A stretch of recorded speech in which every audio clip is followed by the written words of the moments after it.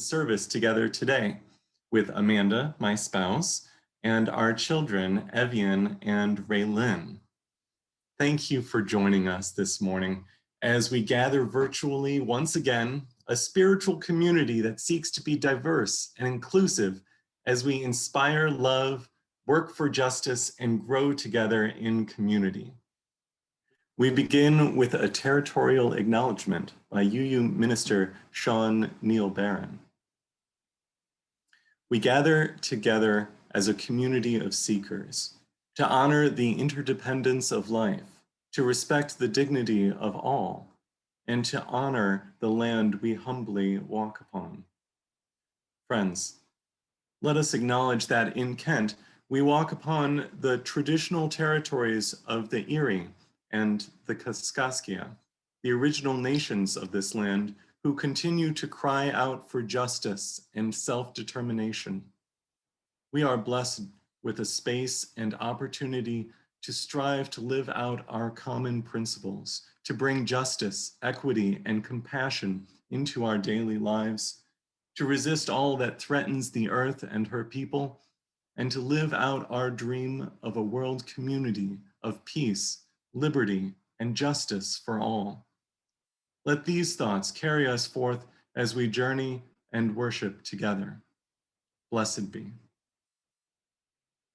My roots go down, down into the earth. My roots go down, down into the earth. My roots go down, down into the earth. My roots go down. My roots go down, down into the earth. My roots go down, down into the earth. My roots go down, down into the earth. My roots go down. I am a tree living on the earth. I am a tree living on the earth. I am a tree living on the earth. My roots go down. My roots go down, down into the earth. My roots go down, down into the earth. My roots go down, down into the earth. My roots go down. I am a willow swaying in the storm. I am a willow swaying in the storm. I am a willow swaying in the storm. My roots go down.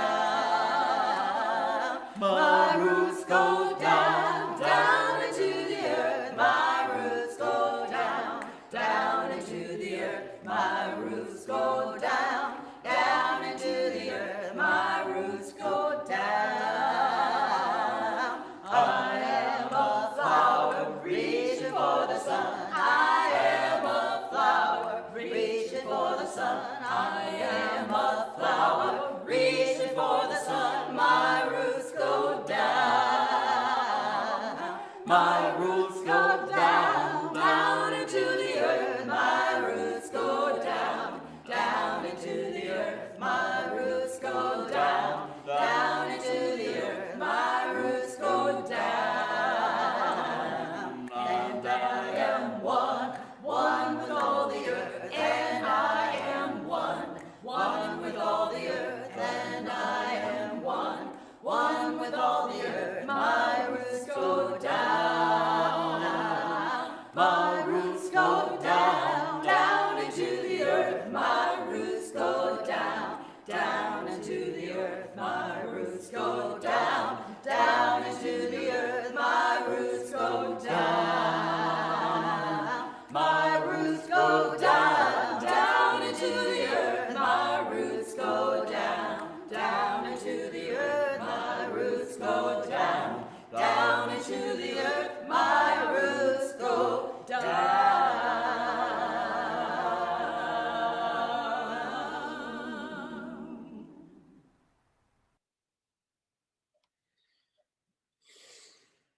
Thank you so much, everyone, for bearing with us with technology difficulties. And thank you so much, Sonus and friends, for that rousing rendition. It was beautiful.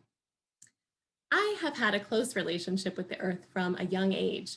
My parents and grandparents were big gardeners, and I remember feeling at home eating food straight from the plant and following my mother around the yard as she weeded to sit awestruck, admiring the flowers, fruits, and insects.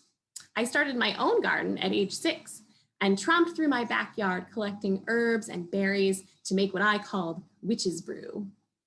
When I learned about the beliefs of the Indigenous Americans in 4th grade, I immediately felt a kinship with their ideas of respect for and reciprocity with the natural world. As I grew and changed, there were times in my life that I did not work the earth, but in my late 20s, I knew I was ready to find a home where I could cultivate a connection to the earth through my own plot of land. We planted a vegetable garden, added interesting perennial food plants, and shifted our focus from typical perennials to native plants, always considering how our space could be a home and haven for insects and animals. Making our yard into a haven for ourselves and for wildlife was a high priority. During this time, we found Unitarian Universalism. It was astounding to me that this religion had a special place for ecology. I fell in love quickly and knew this church was the place to raise our kids. When we became parents, I knew I wanted my children to embrace the 7th principle. We often say in Unitarian Universalism that it is respect for the interdependent web of existence. As we have all grown, though, I have been continually surprised and impressed by the ways my children have chosen to embrace that principle. When I feel less than hopeful about the future of our planet, I think about my children and the millions of children like them, and I know that every little step we take now is not in vain. Come, let us worship together.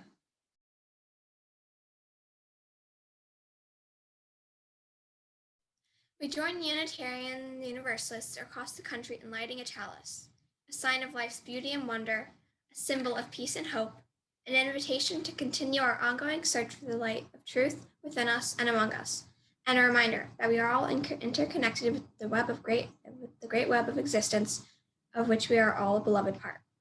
As I light our shared chalice, I invite you to light your home chalice.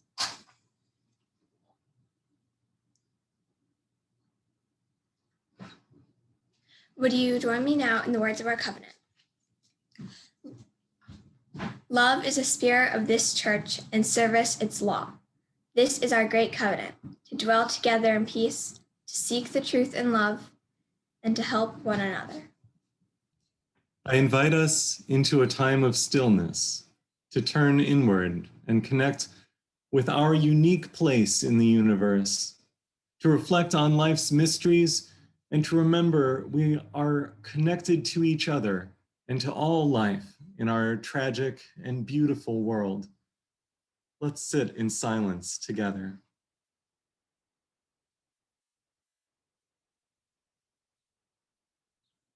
In the spirit of being a community of compassion and care, please use the chat box to share with us your sorrows and losses, and I'll read them aloud.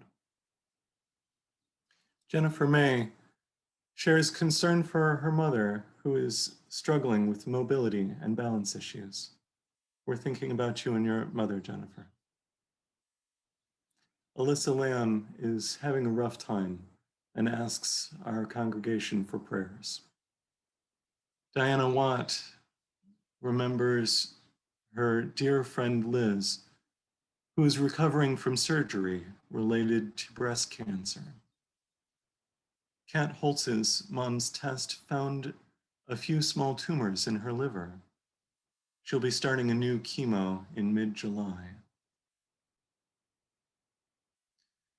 Mike Darnell is feeling sorrow for his wife, who feels rejected by her present church. Deborah Lynn Hook has concerns about the COVID variant and the CDC's recommendation that even the vaccinated continue to wear masks. She has concerns about how folks will comply. Thank you, everyone, for sharing your concerns with us. As a community, we hold them together in our hearts. The Solstice Teaches Us is a poem by David Breeden. The summer solstice of the Northern Hemisphere passed this past week on June 21st, and we begin another new season in our lives. The solstice teaches us that darkness comes, that darkness goes. The solstice teaches us that light comes, that light goes. The solstices teach us calmly, silently, to be calm, silent, learning. The solstices teach us, as we circle the sun, that everything flies. The solstices teach us to remember the dark, to remember the light, to remember time, the seasons, and love as we circle the sun. Once again, using the chat box, I invite you to share your joys with us. Raven Luna Black Raven shares that their joy is that they have someone to share their life with and hope to move there soon. Hal Walker says that he is grateful to have spent the last evening with his 3 dear sisters, Julie, Johanna, and Caroline. They are here for a week. That is wonderful to visit with them. Anne Verweeby says, thank you to Georgia and all of the volunteers who are working on beautifying the exterior of our church buildings and cleaning the kitchen out tomorrow. Yes, thank you so much to everyone who has been able to come out and help with that. We have a new building, but we need to take care of our old building too. Thank you. Sonis Parsons had a wonderful visit with her sister this past week, and they continue to improve their relationship. That's wonderful. With gratitude for these and every blessing we receive in life, for the gift of life itself, for the companionship of one another on life's journey, for the hope and the possibilities we discover together, we say Amen.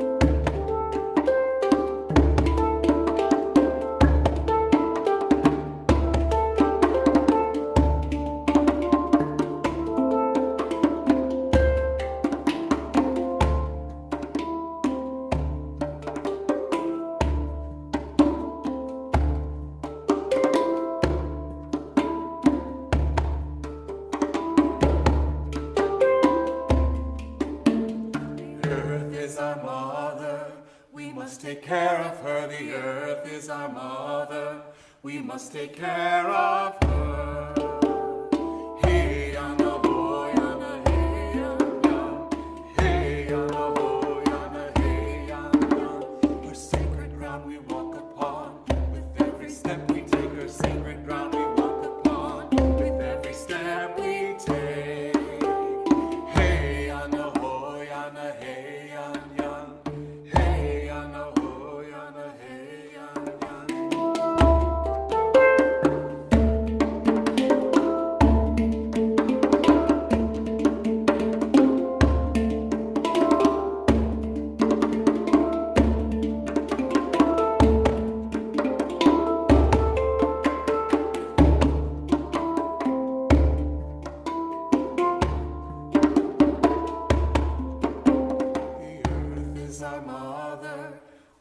Take care of her, the earth is our mother. We must take care of her. Hey, on a hoy, on yana, hey, yan, yan. Hey, yana, ho, yana, hey, yan, yan. Her sacred ground we walk upon. With every step we take, her sacred ground we walk upon. With every step we take. Hey, yana, ho, yana, hey, yan, yan. Hey, yana, ho, yana, hey, yan, yan. Hey, yana, ho, yana, hey, yan, yan.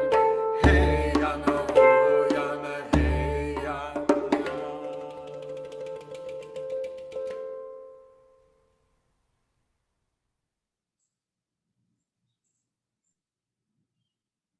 For me, the seventh principle means respecting the life of humans, plants, and animals. For human life, I go to protests and participate in services about ending racism. For plants, I garden with my parents and do things that are best for the earth, even if it's harder.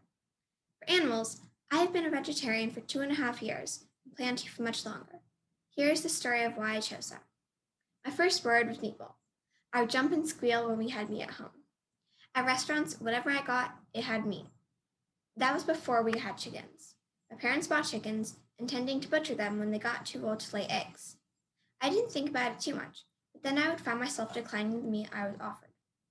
Every time I ate meat, I would think about the chickens that I had played with and chased. I talked to my parents, and they told me that if I wanted to be a vegetarian, they would support me. A few weeks later, I became a vegetarian. That was 2.5 years ago, and in that time, I have done more research on how becoming a vegetarian helps the earth. Each farm animal takes a lot of energy to raise, butcher, process, and store. On top of that, farm animals, cows especially, produce greenhouse gases, which is a big part of climate change. I will continue to honor the seventh principle, and I will keep encouraging others to do so as well.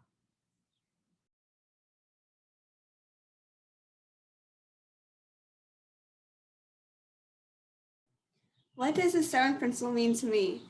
I think the seventh principle means that we should respect plants and animals of the world and reduce climate change. This is how I show the seventh principle. I pick up trash off the ground outside. I also eat local food from the market. My sister is a vegetarian, and now we do not eat as much meat as we used to. I learned that eating less meat is much healthier for you. I have chickens, and I have learned that taking care of your own chickens and getting your own eggs help make much less greenhouse gases compared to making beef. I respect all animals and insects, even if they are creepy or scary. I think they are cool and wonderful. Last year, I found a praying mantis egg sac outside at a park. I was so interested and kept it in a butterfly enclosure and waited until they hatched. Once they did, I kept some as pets and released about 100 to 150 babies. Again, I found one this year. I learned how to take care of them better and to keep them alive. So far, they have grown much bigger. I released about the same number as last year. Did you know that when praying mantises eggs hatch in the wild, only about 5 survive? So I hope the ones I have put outside survived. I also find monarch butterfly eggs to hatch and then feed the caterpillars so they grow into butterflies. The reason I do this is because they're really cool, and also a lot of them do not survive to adulthood because they get eaten by other bugs or they get killed. I have released about 20 since a couple of years ago. Did you know that butterflies smell things to their feet? Well, they do. I'm also a beekeeper. Sadly, my bees died over the winter, but I have a swarm trap and waiting to catch some wild bees. Wild. Bees are threatened because of climate change. Bees pollinate almost all the plants we see outside. My family and I have so many native plants in our yard. My mom is a plant mom. We do not get our yard sprayed with anything so the bugs and animals can live happily, even if it means bugs eating our plants. Looking for ways we can help plants and animals is what the seventh principle means to me.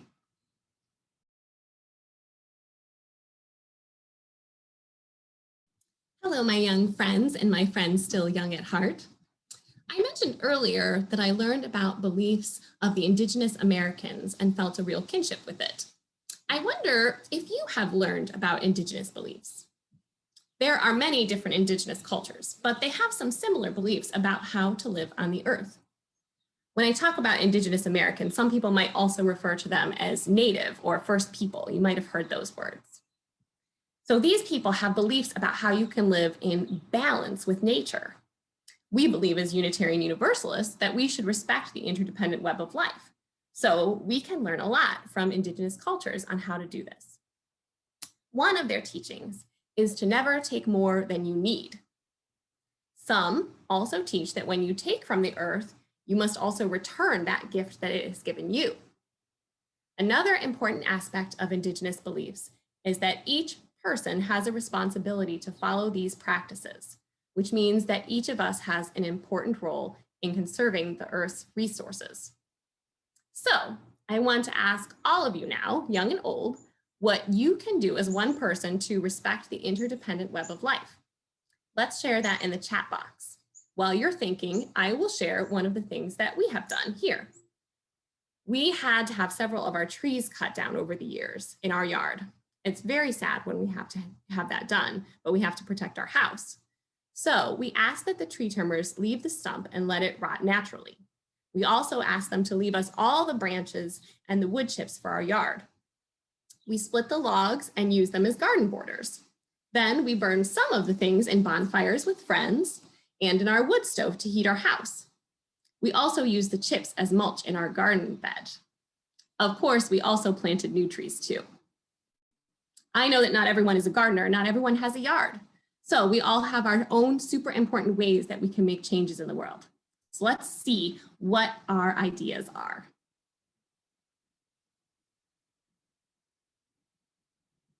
Wendy Mann says their family has been composting for a long time. Yes, that is a wonderful way to return some things to the earth.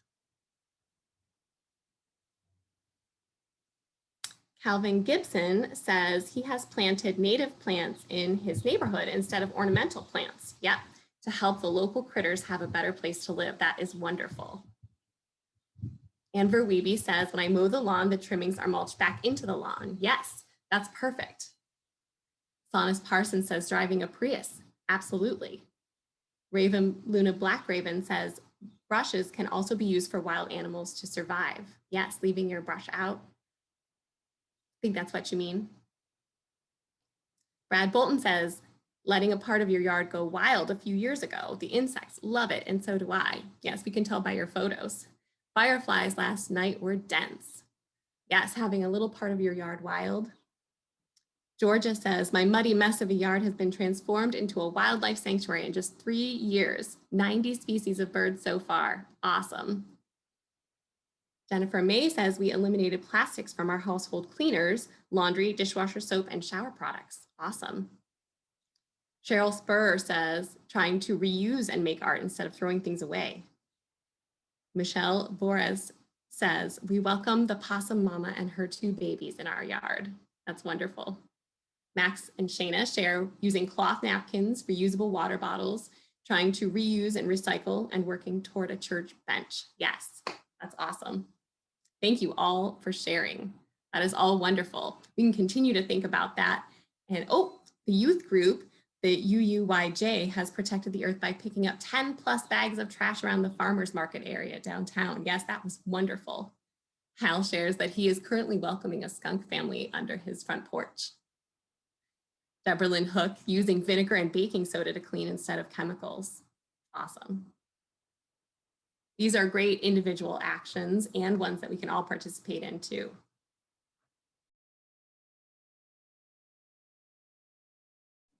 Our reading today is from Nature and the Human Soul by Bill Plotkin.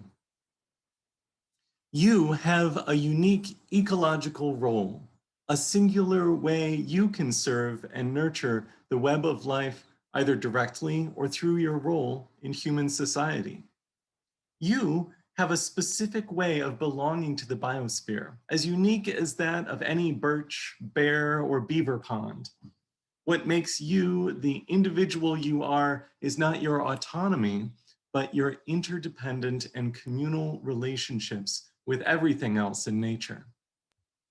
But having a specific and unique way of belonging to the world in no way implies that you necessarily know what that place is. Although you were born with the potential to occupy that place, you were not born with conscious knowledge of it. It's possible, in fact, you might never come to consciously comprehend that place. What I mean by place is similar to what ecologists mean by niche, which refers to the position or function of an organism within a community of plants and animals. A niche consists of a set of relationships with other creatures and with the land and sky and the waters. It's a particular node in a living web. As human individuals, we must, when developmentally ready, wander deeply into the world in search of our ultimate place, a place that may or may not have anything to do with a particular geographical location. Then we must learn to inhabit that psycho-ecological niche. From the beginning, our family was born of a connection to the living earth. As a young couple, we learned more and more about climate change and looked at all the bits of research coming out. We came to understand what this infographic from 2017 shows, which when Jennifer has it, she will put it up on the screen. On the left side of this infographic, we can see personal changes that make a small impact on climate change. There we go. So those low impact things. So those are things like changing your light bulbs to energy saving bulbs and line drying your clothes. Now, of course, when we all do this, it makes a big difference. The middle shows things that have a moderate impact, like switching to hybrid or electric vehicles and eating a plant-based diet.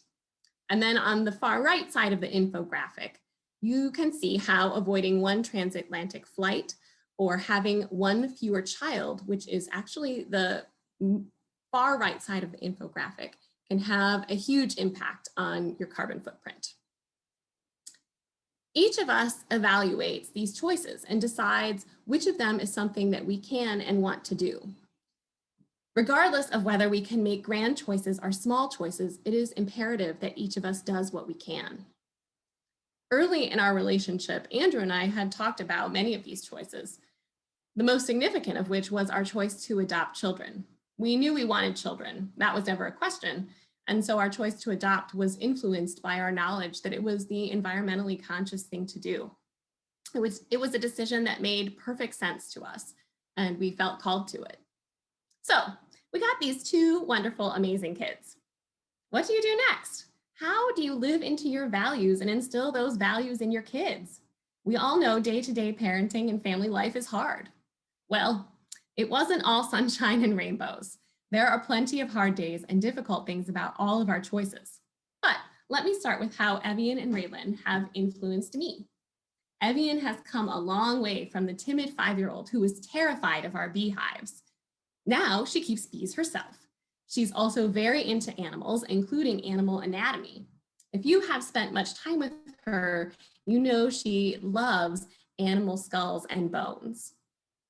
I was formerly a vegetarian for many years, and I will just say that as Evian has branched out into dissecting animals and tanning hides, I have been less involved in that hobby.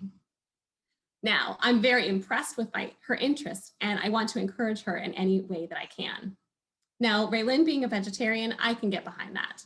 While I'm no longer a strict vegetarian for health reasons, we eat far less meat and fully support her and understand her reasons for that choice. Not all of our family interests haven't been embraced so easily as these.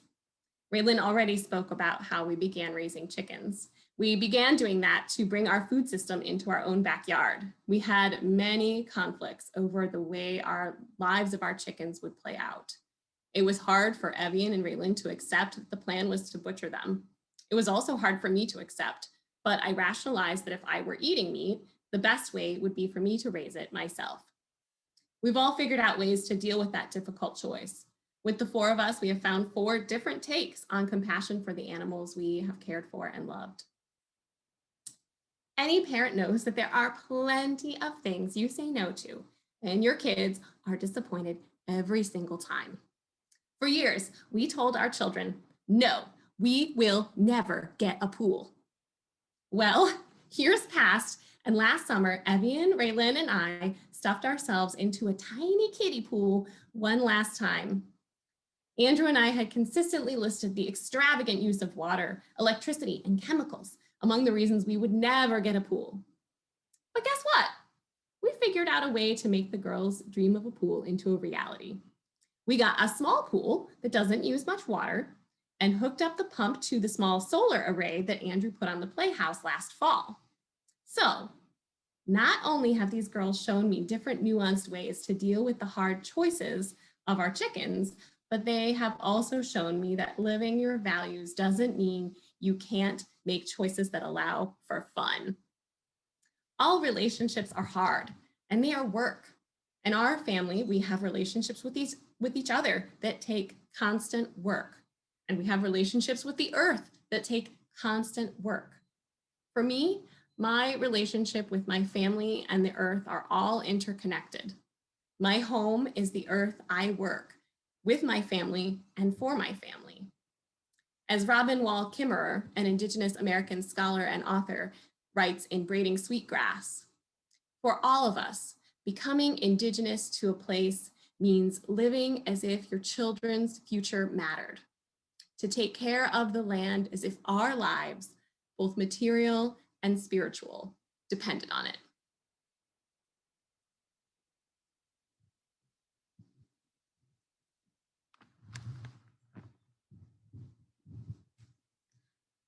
I see the seventh principle in our pool, our berries and treehouse. We have berries so we can snack on them right off the bush. The pool and treehouse are ways that we have fun while connecting to nature. My chickens are awesome. They are so sweet and lay a dozen eggs each day. I love chasing them because they go crazy. My bees are also awesome. They made a bunch of honey for my family. I cared for them and hope to raise more this year. I try to live out our seventh principle by growing food in our yard. I want to work with nature to set up an ecosystem that nourishes plants and animals with a bounty that our family can harvest as well. I plant lots of native plants and love creating different areas in the yard. These areas become habitat for all sorts of wildlife, including insects, mammals, and amphibians. I love watching the diversity of life and keeping our yard just a little bit wild.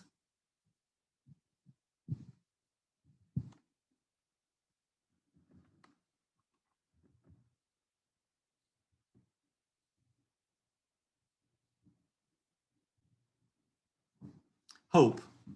How is it possible to have hope for the future when environmental catastrophe is not just forecast, but already beginning?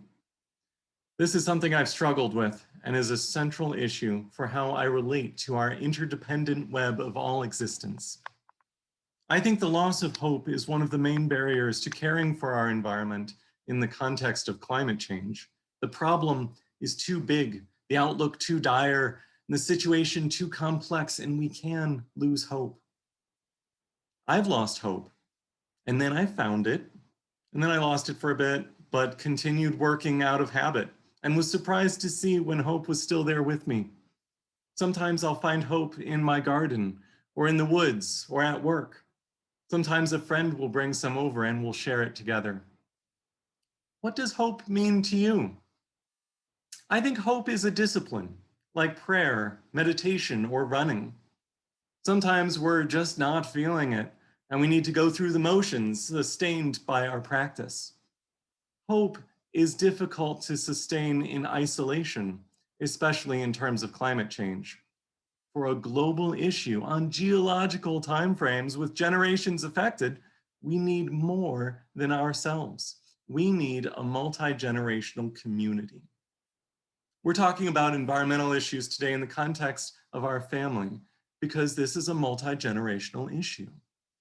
Indigenous wisdom, often attributed to Iroquois law, says that we must consider the effects of our actions to the seventh generation, or about 140 years into the future.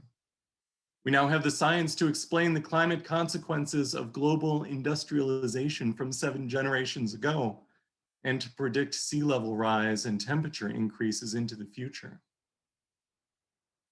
7 generations sets a challenging standard for decision making, but also offers so much hope.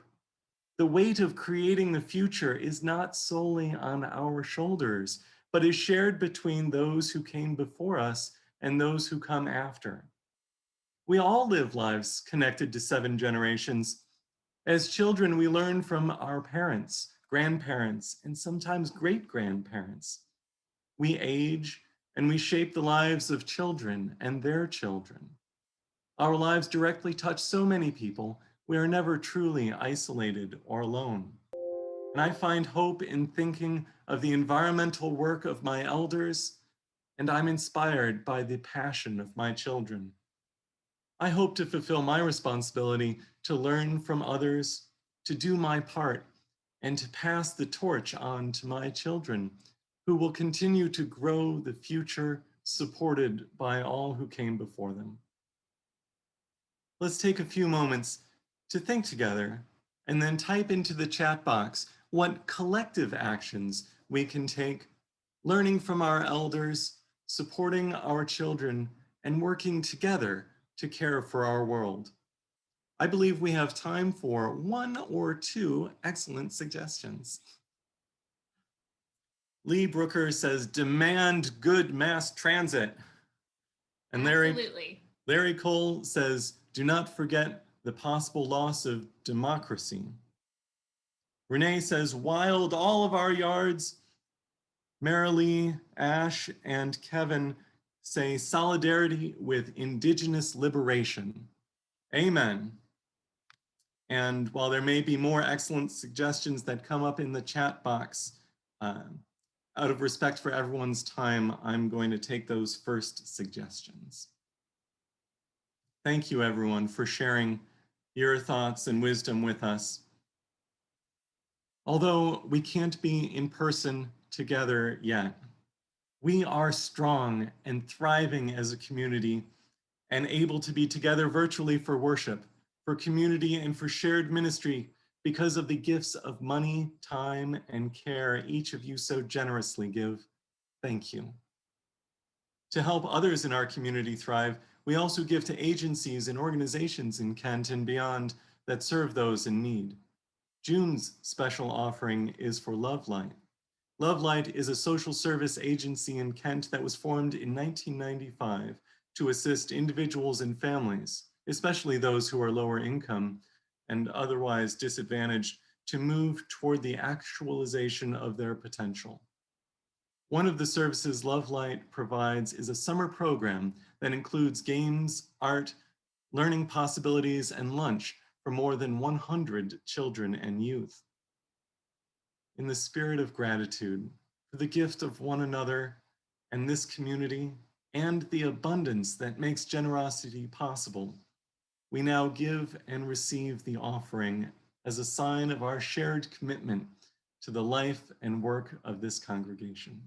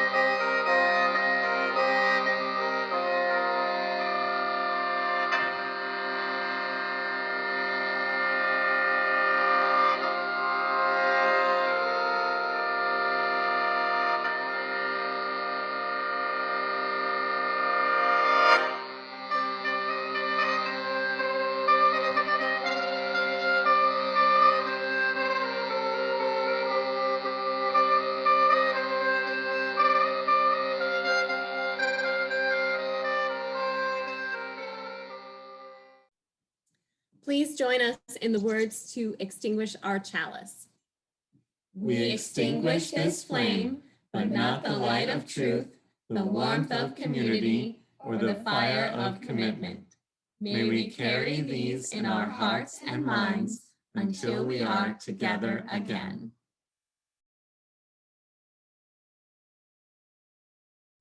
We leave you today with words by Leah Derland Jones, a UU minister from Charlottesville, Virginia. For those who came before us, we offer gratitude and thanks. May their memories be a blessing. May we feel surrounded by their love. As we go forth from this time and place, let us be inspired by their courage, their wisdom, and their dreams. Let us honor them by doing the work of living boldly, loving mightily, and creating heaven on earth. Amen, and blessed be.